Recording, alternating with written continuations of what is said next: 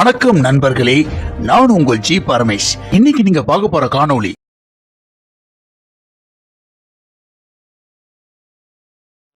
நண்பர்கள் அனைவருக்கும் வணக்கம். நான் உங்கள் கற்றது கையளவு ஜி பரமேஷ். இன்னைக்கு சினிமா திரை விமர்சனம் காணொலியில பாலாஜி முருகதாஸ் அவர்களோட நடிப்புல பிப்ரவரி 14 அன்னைக்கு வெளியான ஃபயர் திரைப்படத்தை பத்தி தான் இந்த காணொலியில நம்ம பார்க்க போறோம். என்ன 18 பட்டி வந்தாச்சாப்பா? அப்புறம் பரமசம் வரல, ராமசாமி வரல, 5 பேர் விட்டு போச்சு, 4 பேர் விட்டு போச்சுங்கிற பேச்சே இருக்கப்படாது. ஏன்னா எனக்கு இது மாதிரி ஆயிரக்கணக்கான பஞ்சாயத்து இருக்கு. இந்த ஃபயர் படம் 14 அன்னைக்கு இந்த படம் ரிலீஸ் ஆச்சு. ரிலீஸ் ஆன அன்னைக்கு இந்த படத்தோட திரை விமர்சனத்தை எல்லா இணையதளத்திலையும் வெளியிட்டிருக்காங்க. இந்த படத்தோட கதை என்னன்னு இந்த படத்தை நீங்கள் எல்லாருமே பார்த்துருப்பீங்க, உங்களுக்கே தெரிஞ்சிருக்கும். இந்த படத்தோட மையக்கரு, இந்த படத்தோட கதாநாயகன் பாலாஜி முருகதாஸ் அவர்கள் ஒரு மிசியோதெரபி டாக்டரா அவர் இந்த திரைப்படத்தில் வராரு. இந்த மிசியோதெரபி ஹாஸ்பிட்டலுக்கு 3 பொண்ணுங்க ட்ரீட்மெண்ட்டுக்காக வராங்க. இந்த படத்தில் பொண்ணுங்க கிட்ட இவரை மாதிரி ஒரு நல்லவர் யாருமே இருக்க முடியாது அப்படின்னு சொல்கிற அளவுக்கு இந்த 4 பொண்ணுங்க கிட்டவும் அவர் பழகிறாரு. அதாவது 4 பொண்ணுங்கன்னா ஒரு பொண்ணு இந்த படத்தில் அவருடைய கிளினிக்கில் ஒர்க் பண்ணுறாங்க. இந்த 4 பொண்ணுல ரஞ்சிதா மகாலட்சுமி அவர்களுக்கு கடன் பிரச்சனை வரும்போது இந்த படத்தில் வர கதாநாயகன் பாலாஜி முருகதாஸ் அவர்கள், அதாவது இந்த மிசியோதெரபி டாக்டர் அவர்கள் தான் இந்த படத்தில் இவருக்கு உதவி பண்ணுறாரு. இந்த கதாநாயகனோட கதாபாத்திரத்தை ஃபர்ஸ்ட் ஆஃப் ஃபுல்லாகவே இப்படி தான் கொண்டு போயிருந்தாங்க. திடீர்னு ஒரு நாள் இவர் காணாமல் போயிடுறாரு. காணாமல் போனதுக்கு அப்புறம் இந்த கேஸை விசாரிக்கிற போலீஸ் அதிகாரி கதாபாத்திரத்தில் ப்ரொடியூசரும் டைரக்டருமான எல்கே சதீஷ்குமார் அவர்கள் தான் இந்த படத்தில் போலீஸ் அதிகாரி கதாபாத்திரத்தில் அவர் நடிச்சிருக்காரு. போலீஸ் அதிகாரி கதாபாத்திரத்தில் வர எல்கே சதீஷ்குமார் அவர்கள் விசாரிக்கிறாரு. விசாரிக்கும் போது தான் தெரிய வருது, யாரை ரொம்பவே நல்லவர் நினச்சாங்களோ இந்த டாக்டர் கிட்ட இந்த 4 பொண்ணுங்களும் ஏமாந்துருக்காங்க அப்படின்னு தெரிய வருது. அதே மாதிரி 4 பொண்ணுங்க மட்டும் இல்லை, ஃபர்ஸ்ட் ஆஃப் ஃபுல்லாகவே நல்லவராக இருக்க இந்த டாக்டர் பார்த்தீங்கன்னா நிறைய பொண்ணுங்களை இதே மாதிரி காதலிக்கிற அப்படிங்கிற பேரில் நிறைய பொண்ணுங்களை ஏமாற்றி வீடியோ எடுத்து வச்சிருக்காரு. அதாவது ஃபர்ஸ்ட் ஆஃப் ஃபுல்லாக நல்லவராக இருக்கிற இவர் செகண்ட் ஆஃப்ல இப்படி ஒரு காம கொடுறா அப்படின்னு கேட்குற அளவுக்கு திரைப்படத்தோட கதையை இயக்குனர் எல்கே சதீஷ்குமார் அவர்கள் இந்த படத்தில் எழுதியிருக்காரு. நீங்கள் கொடுத்த சுதந்திரத்தை நான் தப்பாக பயன்படுத்திட்டேன்ப்பா அப்படின்னு சொல்லிட்டு இந்த பொண்ணு தற்கொலை பண்ணிக்கிற மாதிரி இந்த படத்தோட காட்சியை வச்சுருந்தாங்க. இந்த ஃப்ளாஷ்பேக்கு பிறகு தான் இந்த படத்தோட முடிவு, இந்த பாலாஜி முருகதாஸ் அவர்கள் என்ன ஆனார் அப்படிங்கிறது தான் இந்த படத்தோட முடிவு. இந்த படத்தோட முடிவு யாருமே எதிர்பார்க்க முடியாத அளவுக்கு இந்த படத்தோட முடிவு இருந்திருக்கு அப்படின்னு இந்த படத்தை பார்த்த ஆடியன்ஸும் சரி, அதே மாதிரி சில சோஷியல் மீடியாவிலையும் இந்த திரைப்படத்தை ரொம்பவே தூக்கி வச்சு பாராட்டியிருக்காங்க. படத்தோட மெசேஜ் என்னன்னா, நல்லவராக வர மிசியோதெரபி டாக்டர் ஆனால் செகண்ட் ஹாப்பில் இப்படி ஒரு காம கொடூரராக இருப்பாரா அப்படின்னு நம்மளால் நினச்சி பார்க்க முடியாத அளவுக்கு இந்த திரைப்படத்தோட கதையை இயக்குனர் எல்கே சதீஷ்குமார் அவர்கள் இந்த படத்தை எடுத்திருக்காரு. இந்த படத்தோட மெசேஜ் என்னன்னா, இந்த மாதிரி டாக்டர் கிட்ட யாரும் நம்பி பொண்ணுங்க ஏமாந்துடாதீங்க, பொண்ணுங்க எல்லாம் பாதுகாப்பாக இருக்கணும் அப்படின்னு விழிப்புணர்வு ஏற்படுத்துகிற மாதிரி இந்த படத்தோட மெசேஜை இயக்குனர் எல்கே சதீஷ்குமார் அவர்கள் சொல்லியிருக்காரு. விழிப்புணர்வு ஏற்படுத்துகிற மாதிரி எடுத்த இந்த திரைப்படத்தை படத்தோட காட்சிகள் எல்லாமே படத்தை பார்க்குற ஆடியன்ஸை முகத்தை சுளிக்கிற மாதிரி இருக்கு.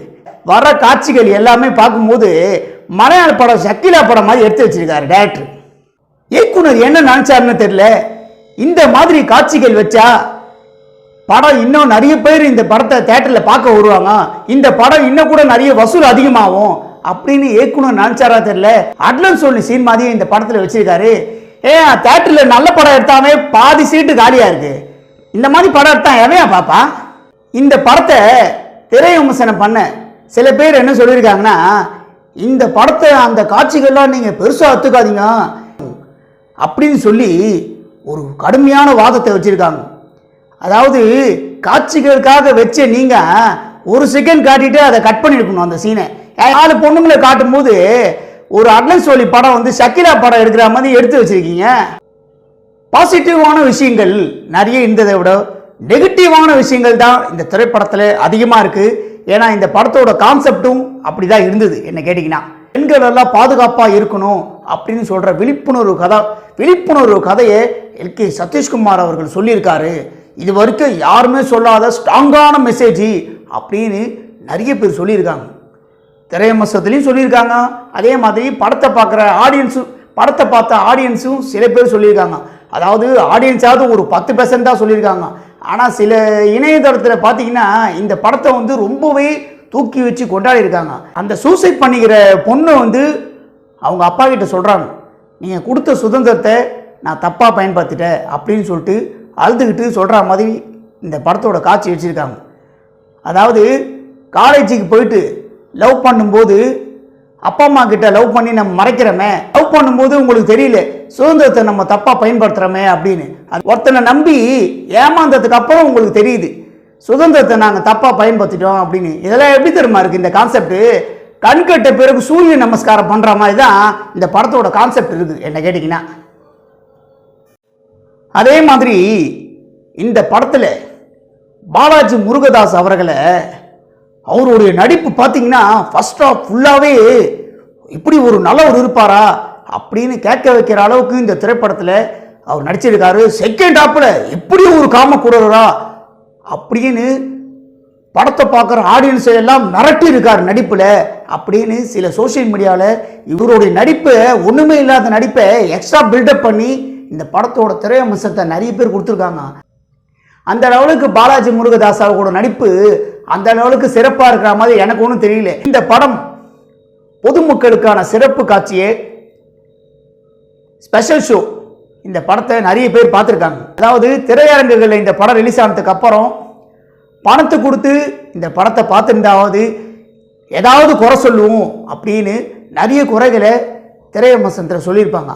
ஆனால் இந்த படத்தை ஃப்ரீயாக பார்த்து தொட்டு இந்த படத்தை நம்ம எதுவுமே சொல்ல வேணாம் அப்படின்னு ஃப்ரீயாக பார்த்ததை விட அதிகமாக இந்த படத்தை பில்டப் பண்ணி இந்த படத்தை திரையரங்கம் நிறைய பேர் பில்டப் பண்ணி சொல்லியிருக்காங்க. இந்த படத்தோட கான்செப்ட் பார்த்தீங்கன்னா அந்த லெவலுக்கு பெரிய லெவலுக்கு இல்லை. எத்தனையோ திரைப்படங்கள் வந்திருக்கு இந்த மாதிரி. இந்த படத்தில் நடித்த நடிகர்கள் இயக்குனர் என்ன சொல்லி கொடுத்தாரோ இந்த கதைக்கு ஏற்ற மாதிரி எல்லாரோட நடிப்பும் ரொம்பவே அவங்கவுங்களுக்கு கொடுத்த கதாபாத்திரத்தை இயக்குனர் என்ன சொன்னாரோ அதுபடி நடிச்சிருக்காங்க. அதே மாதிரி இந்த படம் மக்களை பொறுத்த வரைக்கும் சரி, இணையதளத்தை பொறுத்த வரைக்கும் இந்த படம் எப்படின்னு எனக்கு தெரியாது. என்னை பொறுத்த வரைக்கும் இந்த ஃபயர் ஃப்ரிட்ஜில் வைக்காம நார்மலாக வெளியே வச்சா அடுத்த நாள் புளிச்சு போன ஒரு தயிர். இந்த படமும் அப்படிதான் இருந்தது. இந்த ஃபயர் படத்தை பற்றி நான் கொடுத்துருக்க இந்த திரை விமர்சனம் சரியா இல்லை தவறான்னு உங்களுடைய கருத்துக்களை என்னுடைய கமெண்ட் பாக்ஸில் எல்லாரும் மறக்காம பதிவு பண்ணுங்க. நண்பர்களே, இந்த காணொளி உங்களுக்கு பிடிச்சிருந்தா லைக் பண்ணுங்க, ஷேர் பண்ணுங்க, கமெண்ட் பண்ணுங்க. ரொம்ப பிடிச்சிருந்தா ஜி பரமேஷின் கட்டுறது கையளவு சேனலை சப்ஸ்கிரைப் பண்ணுங்க.